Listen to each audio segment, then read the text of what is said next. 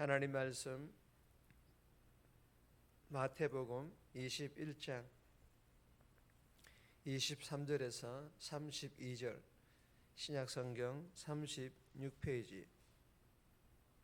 마태복음 21장 23절에서 32절, 우리 합독은 23절에서 27절 그리고 30절에서 31절 이렇게 합독합니다. 21장 23절입니다. 예수께서 성전에 들어가 가르치실새 대제사장들과 백성의 장로들이 나와 이르되 내가 무슨 권위로 이런 일을 하느냐, 또 누가 이 권위를 주었느냐. 예수께서 대답하시되 나도 한 말을 너희에게 물으리니 너희가 대답하면 나도 무슨 권위로 이런 일을 하는지 이르리라. 요한의 세례가 어디로부터 왔느냐, 하늘로부터냐 사람으로부터냐.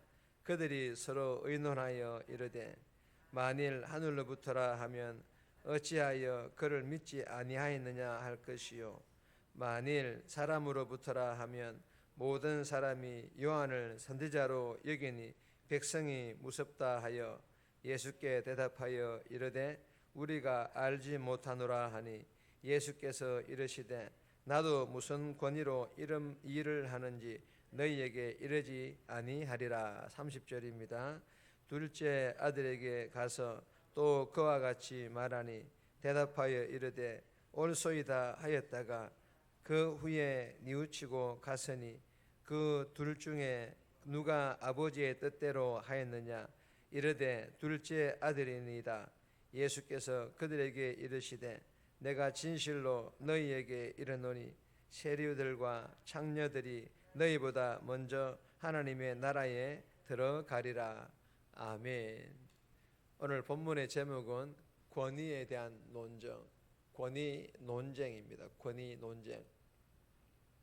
오늘 본문은 예수님께서 성전에서 하신 일이 거슬렸는지 싫어서 했는지 이 대제사장들과 장로들은 예수님의 이 권위를 문제 삼았지만, 예수님께서는 도리어 대제사장들과 이 장로들이 자신에게 이런 말을 할 만한 그런 권위가 없음을 말씀하시는 그런 내용의 본문입니다.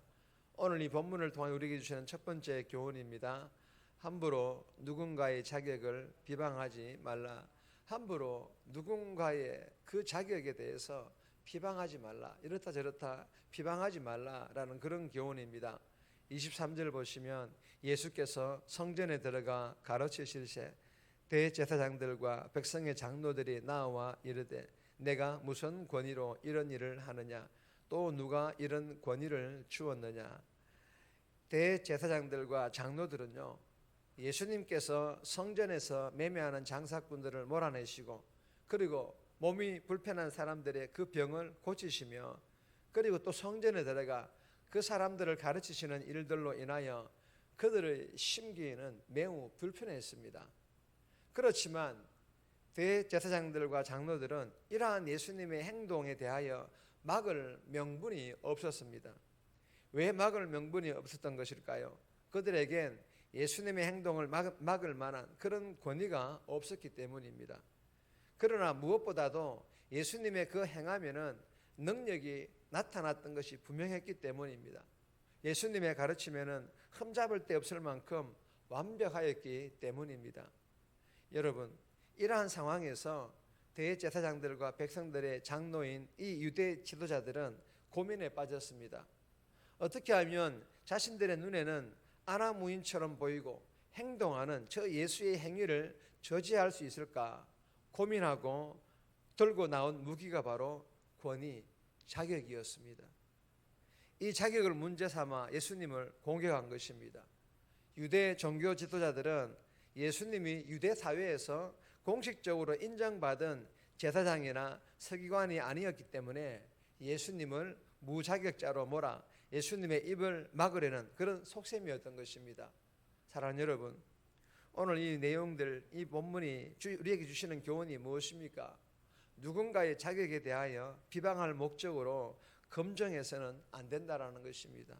그리고 만약에 누군가의 자격에 대하여 검증이 필요하다면 기도하며 말씀에 비추어 잘 분별하라라는 그런 교훈이기도 합니다.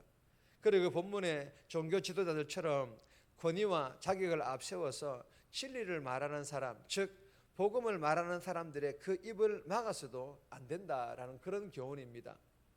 주신 교훈을 우리가 마음판에 잘 새겨서 비방할 목적으로 누군가의 자격을 검증하지 않고 교회의 직분을 맡길 경우에는 기도하며 말씀에 비추어 검증하고 권위와 자격을 앞세워서 진리를 말하는 사람, 복음을 말하는 사람들의 입을 막지 않는 그런 지혜로운 자들이 다 되시기를 주님의 이름으로 축복합니다. 두 번째 주시는 교훈입니다. 욕심을 내려놓을 때 참된 권위자가 보입니다. 욕심을 내려놓을 때, 탐심을 내려놓을 때 참된 권위자이신 그 예수님이 보인다라는 그런 교훈입니다. 24절에서 27절까지인데 27절 보시면 예수께 대답하여 이르시되 우리가 알지 못하노라 하니 예수께서 이르시되 나도 무슨 권위로 이런 일을 하는지 너희에게 이르지 아니하리라. 여러분, 대제사장들과 이 장로들은요, 요한의 세례가 어디로부터 왔느냐는 예수님의 질문에 당황했습니다. 하늘로부터라 하면 요한을 인정하지 않는 자신들의 입장이 공격을 받을 것이고, 사람으로부터라고 하면 요한을 선지자로 여기고 있는 그 백성들이 반박할 것이 분명했기 때문입니다. 그래서 이들은 정치적 고려 끝에 어떻게 합니까? 모른다라고 대답을 합니다. 여러분, 이러한 대답은 결국 자신들이 예수님의 그 권위와 그 권위의 정당성에 대하여 판단할 자격이 없는 것을 스스로 인정하는 꼴이 되어버리고 만 것입니다.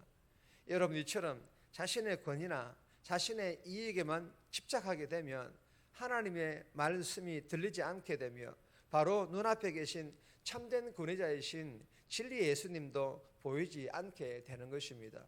여러분, 나의 권위, 나의 이익, 나의 욕심을 내려놓을 수 있기를 바랍니다. 그리하여 말씀 묵상을 통하여서 참된 권위자는 예수님이심을 깨닫기를 오늘 이 새벽에 그리하여서 정말 기도하면서 우리가 은혜 받아가지고 우리가 오늘 하루도 살아갈 때 욕심을 내려놓고 예수님과 함께 그렇게 살아가는 복된 삶 되시기를 주님의 이름으로 축복합니다.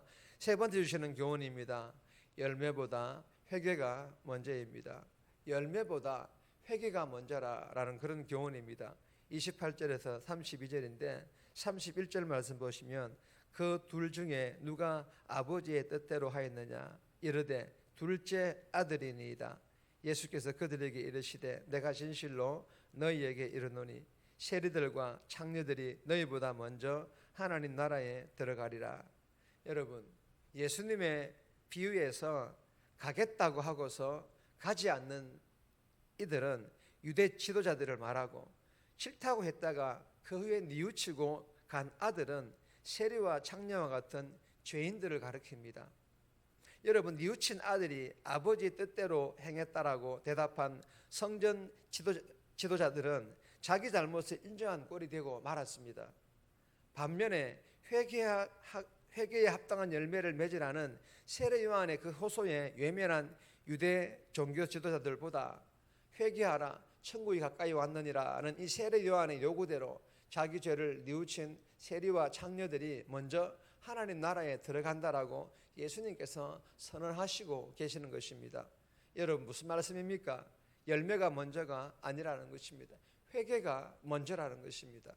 사랑하는 여러분, 하나님 나라의 백성들은 회개하지 않고 자칭 의인이라고 말하는 사람들은 아니라는 것입니다. 그들은 실제로 하나님 나라의 백성들도 아니고 하나님 나라에 들어가지 못할 수도 있다는 것입니다. 그러나 하나님 나라의 백성들은 먼저 철저히 회개하고 그리고 그에 합당한 열매를 맺는 사람들임을 믿고 주신 교훈대로 이 새벽에 철저히 자신을 돌아보며 회개하여 오늘 하루도 선한 영향력 흘러보내는 열매 맺는 그런 복된 삶 살아갈 수 있기를 주님의 이름으로 축복합니다. 정리합니다. 비방할 목적으로 자격을 검증하지 않고 직분을 맡길 때에는 말씀에 비추어 검증하고 권위와 자격을 앞세워 복음을 말하는 사람들의 입을 막지 않는 지혜로운 자들이 되게 해달라고, 욕심을 내려놓음으로 참된 권위자이신 예수님을 보게 하시고 철저히 회개함으로 열매 맺는 그런 복된 삶 살아가게 해달라고 기도하며 오늘 하루도 살아갈 수 있기를 주님의 이름으로 부탁드립니다.